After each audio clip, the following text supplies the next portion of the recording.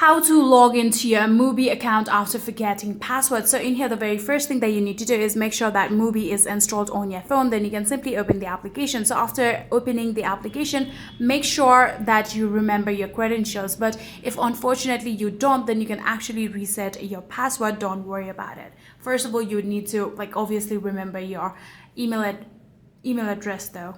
So in here, you'll be able to see this kind of interface from where you can see the option of login under the get started, right? So simply tap on that login option. Then all you need to do is enter the email address.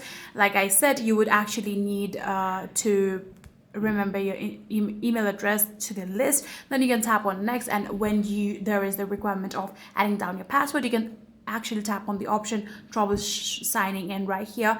Then you can simply tap on the option enter email. Then you'll be able to required to add in your email address just like this. Then you can tap on next, and then you might actually get a 6-digit code for the verification, or you might actually get a reset link. You can open your email inbox and go along with the process of how you will be able to reset your password. So you can follow all of the prompt given in the screen. And just like that, you'll actually be able to log into your Mubi account after forgetting your password. So yeah, that is it. If you guys do have any further queries, then please let me know in the comment section down below, and that will be it for this video.